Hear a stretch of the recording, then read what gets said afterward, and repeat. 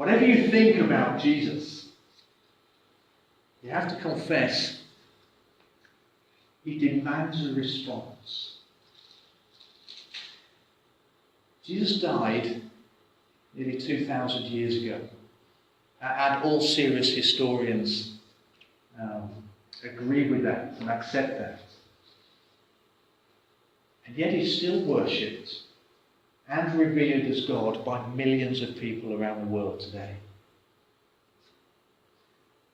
Many of the greatest buildings in our culture were built in his honour. He influenced many of our nation's laws. He inspired many of the greatest social reforms in our nation, including the ending of the slave trade, for example, or the food bank for which we collect here. Down throughout the ages, countless people have died as martyrs for refusing to recant their faith in Jesus Christ. You cannot escape Jesus Christ, and he demands a response from us.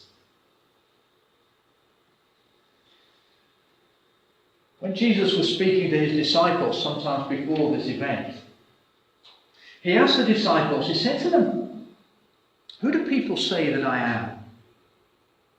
They told him what others had been saying. Then he makes it very personal. And he looks his disciples in the eyes and he says, "What about you? Who do you say that I am?" And that response that Jesus demanded of his disciples all that time ago, he still makes of us today. And he demanded a response from Pilate. When Pilate asked Jesus if he was the king of the Jews, Jesus answered the question with a question, as he so often did. He said, "Is that your own idea?" In other words, what do you think?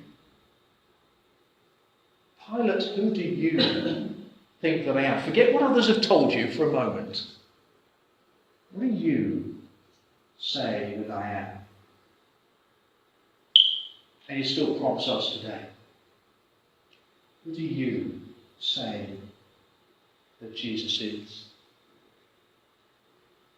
There are many ways that we could respond to the question of who Jesus is. We're going to look at some of the responses that Jesus could make that we kind of see characterized within the reading. First of all, we can ask, as Pilate does, and say, well, what is truth? Verse 37, Jesus said, "Whoever is on the side of truth listens to me." Verse 38, Pilate infamously replies, "What is truth?" This actually is quite a popular response in the 21st century.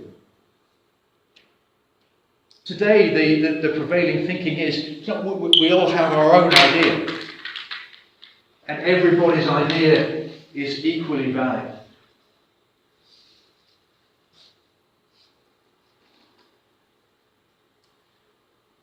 We expect other people to leave us alone with our idea of what truth is, of who Jesus is, of what happens after death, and we are happy to leave other people alone to have their own ideas.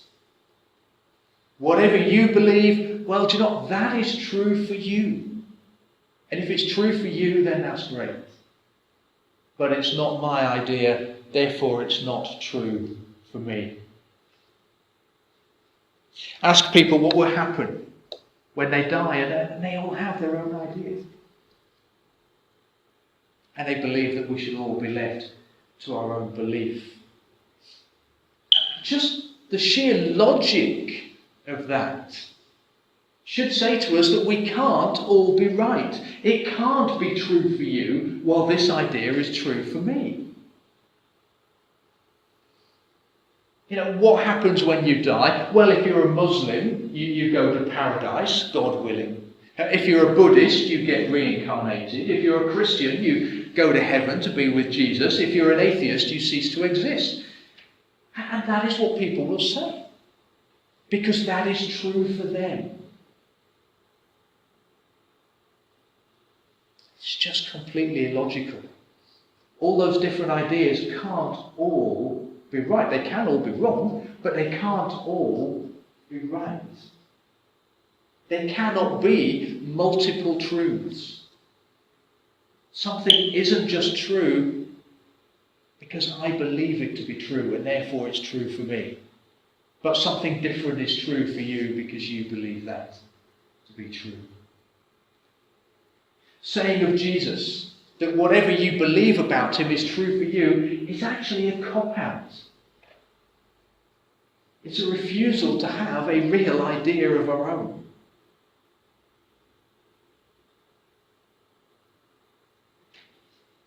So when I talk to people about Jesus Christ, I say, well, do you know, we might disagree about what the truth is.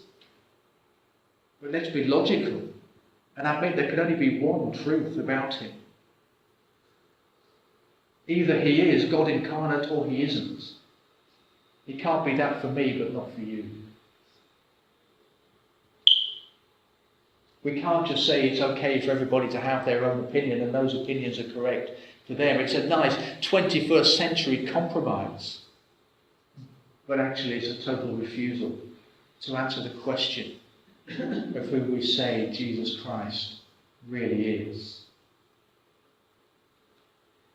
By asking what is truth, Pilate was dodging the question. And it's still a cop-out today. Jesus demands that we answer what we really believe he is. Secondly, we can wash our hands of the whole argument. We can claim it doesn't matter.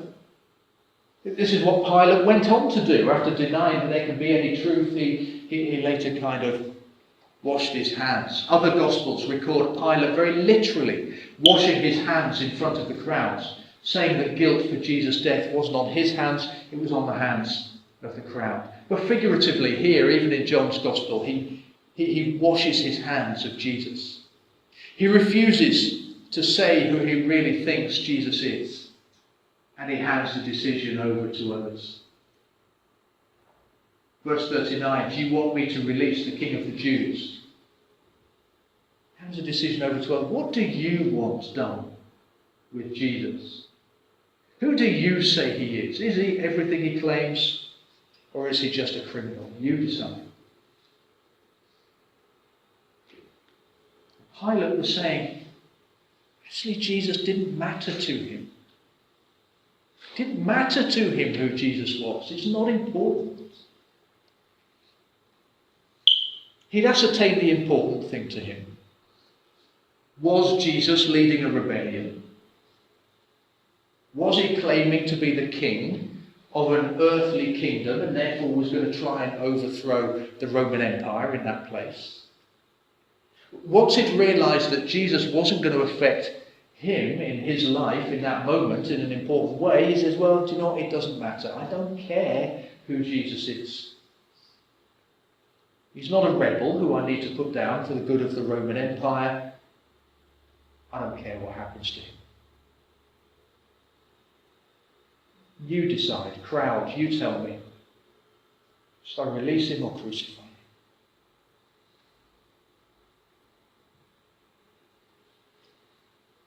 And it's the answer that many people around us today will give to who Jesus is.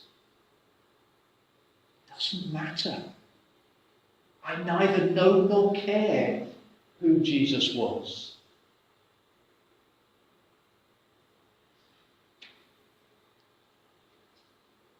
What matters to me right now are the important presenting things in my life. I want to get on with them, and who Jesus was 2,000 years ago really is not important.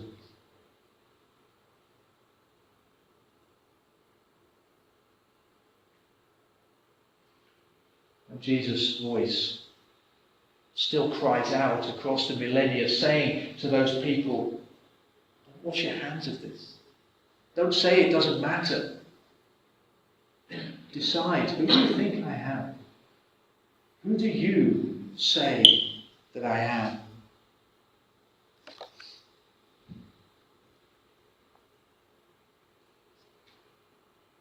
So in effect saying it doesn't matter. Trying to wash our hands of the answer actually is an answer. Because what we're saying, without wanting to say it, is Jesus is a nobody. Jesus is not who he claimed to be. I don't care what happened to him because he does not matter. He's a nobody. And if that's what we decide in our hearts, if we decide that who Jesus is doesn't really matter, we've made a decision, we've said he was a nobody.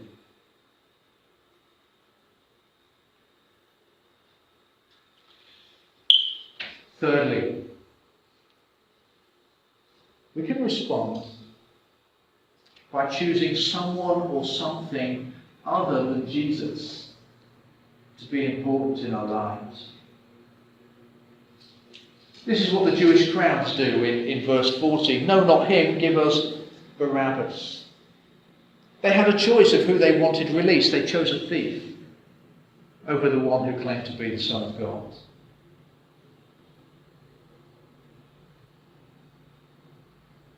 We too have a choice. We too have to choose who or what really matters in our lives. Jesus calls us to give up everything to follow him. And we have the choice to decide what really matters. Do we choose that Jesus really matters? That we will give up everything to follow him? Or do we decide that, you know what, there are other more important things, more attractive things than Jesus Christ? Popularity is more important than Jesus Christ. By the way, if you want popularity, don't choose to follow Jesus Christ. You will never be popular in this world. We might decide money is more important. We might decide that an easy life is more important than following Jesus. Maybe we'll decide that our family is more important than following Jesus.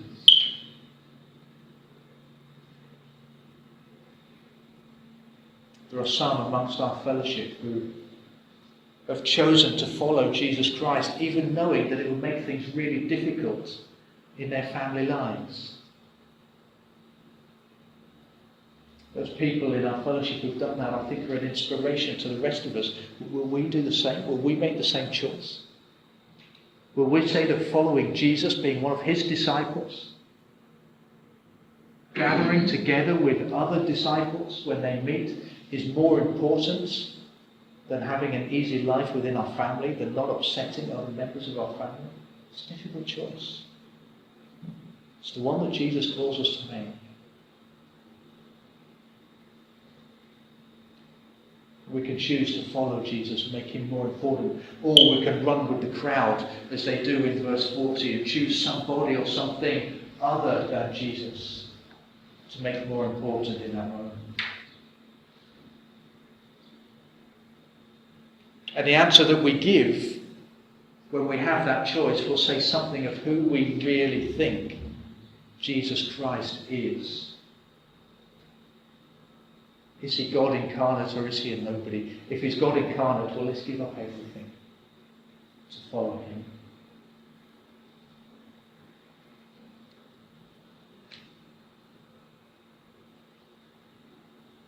There's three potential responses that we can give to the question of who Jesus is. We can say, what is truth? Whatever's true for you is true for you. That's great.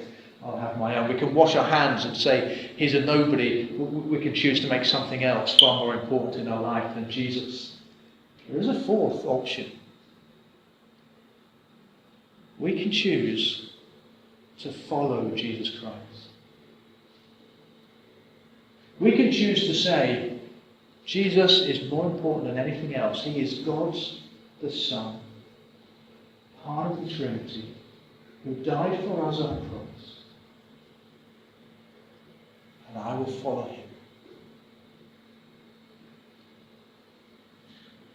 And when we do that, When we make that choice and we decide that we're going to follow Jesus Christ, we discover that those other potential choices that are there are entirely futile options.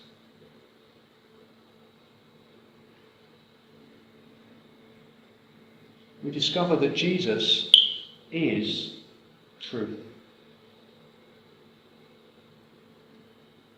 Verse 37, Jesus tells us that he came to testify to the truth.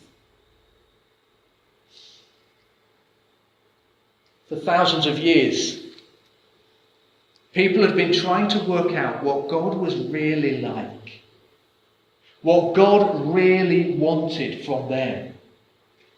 They desired to know God. They wanted to see him as he really was. They wanted to know how they were supposed to live their lives for God, how they were meant to get into a right relationship with God. They wanted to know the great universal truth of who or what is God, but they struggled. They struggled with that. And then Jesus arrived. And he showed us what God is really like. He showed us truth. The truth that he came to testify to. He showed us that God is a compassionate, gracious, loving, kind and merciful God. He showed us that all the laws and the sacrificial systems of the Old Testament were pointing to who God really was. How God would make a way for everybody who trusts him to be made righteous and become children of God for eternity. He showed us that we can know the truth about eternal life and what happens when we die. He showed us that we can have certainty and not just rely on what we believe might be true. He showed us the greatest truth of all, that there is only one way to God. Only one way to the Father and to eternal life with him. There really is universal, definite and absolute truth. And it is Jesus Christ. When we follow him, we realise that the response of what is truth is a futile response.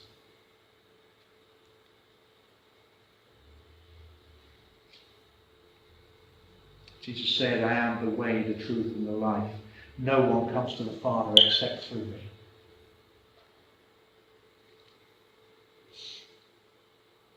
It isn't arrogant to claim to know the truth and to be certain of the truth. Not when Jesus has shown us what that truth is.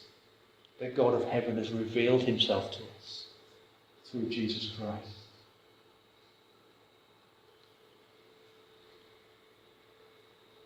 When we choose to follow Jesus, we discover that he's the King.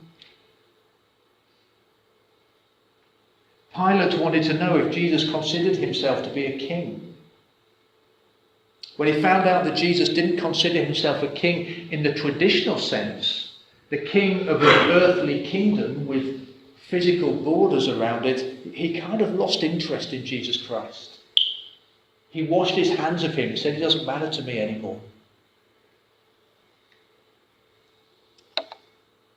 He should have listened on a little bit. Verse 36, Jesus reveals something incredible about himself. He says, my kingdom is not of this world. If it were, my servants would fight to prevent my arrest by the Jews.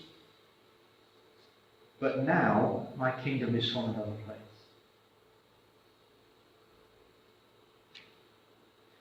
Pilate had carried on listening. He'd have heard that Jesus is a king. King of the eternal kingdom, sometimes known as heaven. God's kingdom.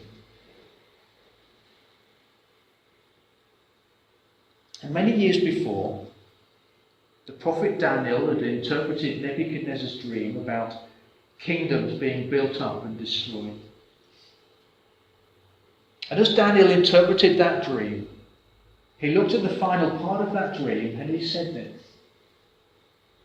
He said, the God of heaven will set up a kingdom that will never be destroyed. When we come to know Jesus, we discover that he is the king of that kingdom. A kingdom set up by God, a kingdom that would never be destroyed. All other kingdoms would be built by human strength, would be built by armies. This kingdom was going to be set up by God in a different way. That's why Jesus stopped Peter. When Peter tried to defend him with force and he cut off the servant's ear, Jesus stopped him. No. This kingdom was going to be built a different way. By God the Father.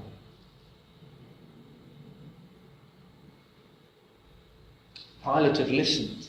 Instead of washing his hands of Jesus, he'd have discovered that Jesus is the king of this eternal kingdom that for now is from another place. Look at the end of verse 36. Jesus says, now my kingdom is from another place. At this particular moment in time, right now, my kingdom is from another place. But that hints of something that's going to happen in the future.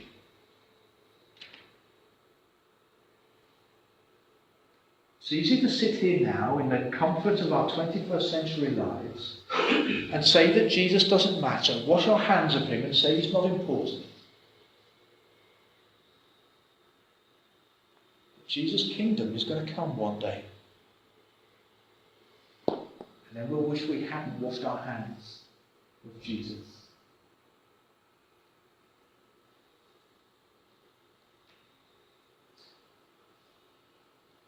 Daniel, still speaking of this kingdom that was going to come. And speaking of the one who would be king of that kingdom, which was Jesus Christ. He said he was given all authority, glory and sovereign power.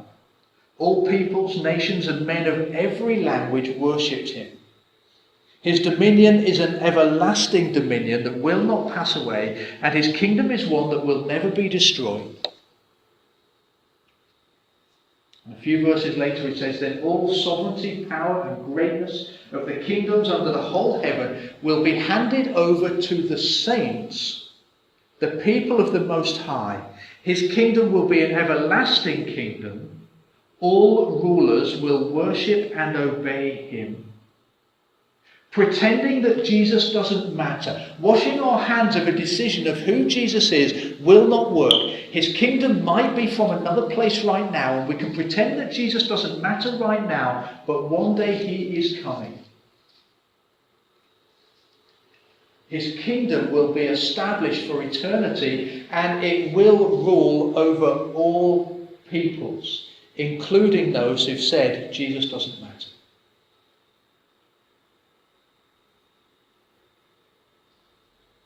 That might sound a little bit scary.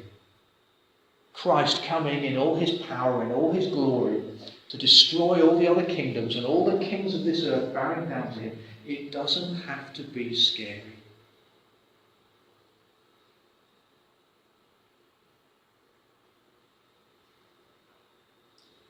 It's not scary if you're one of the saints mentioned in that passage. Because Jesus is going to share the power and all the glory and everything in that kingdom with the saints. Saints, we find in the New Testament, is everybody whose faith is in Jesus Christ. Saints aren't just special kind of higher members of God's kingdom. It's every member of God's kingdom. It is everybody whose faith is in Jesus. If you're one of Jesus' saints, the coming of his kingdom is going to be a glorious and beautiful time. not a scary one. But for those who've washed their hands, for those who've said Jesus doesn't matter, well then the coming of Christ's kingdom may be a scary one. Because one day Jesus will matter to every one of us. And it's the decision we've made now will decide what happens when his kingdom comes.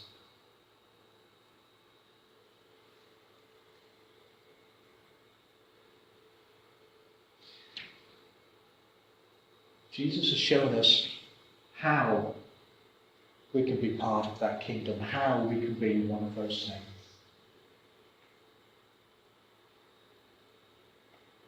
In verse 37, Jesus said he came to testify to the truth, and for this reason he was born. I said earlier that testifying to the truth meant showing us what God is really like. And Jesus was about to show us what God is really like in the most dramatic way that we could imagine, by dying on a cross. If, like all human beings, we search for that universal truth of knowing what God is truly like, well, then we need to look at Jesus Christ on the cross.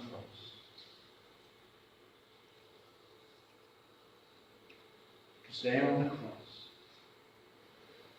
Jesus died to take the punishment of our sin. God, when we really see him through the revelation of Jesus, is one who sacrificially gives himself so that we can be his children and rule with him in the eternal kingdom. That is what Jesus came to do.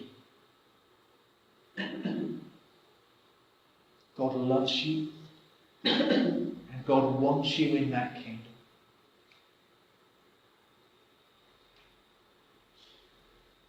We could choose to make something else more important. We could choose to follow something else in this life. But none of those other things that we could choose to follow will give their lives so that we can be forgiven and brought into the kingdom of God. None of those other things can make us right with God by giving us holiness as a gift. None of those other things that we could choose to follow and make more important can ever give us the keys to eternal life. Only Jesus can do that.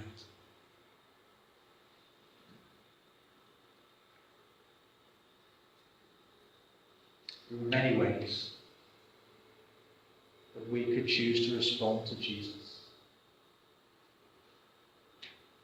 We can claim that the truth is impossible to know. We can wash our hands and say that he doesn't matter. We can choose to make any one of a million other things more important.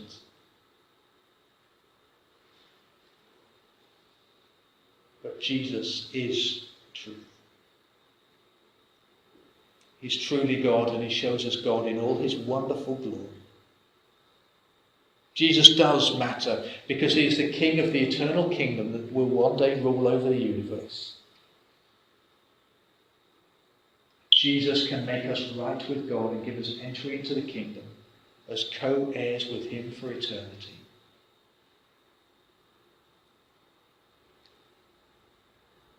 And Jesus still calls to each one of us. And he says, what about you? Who do you say that Jesus is? How will you respond to Jesus?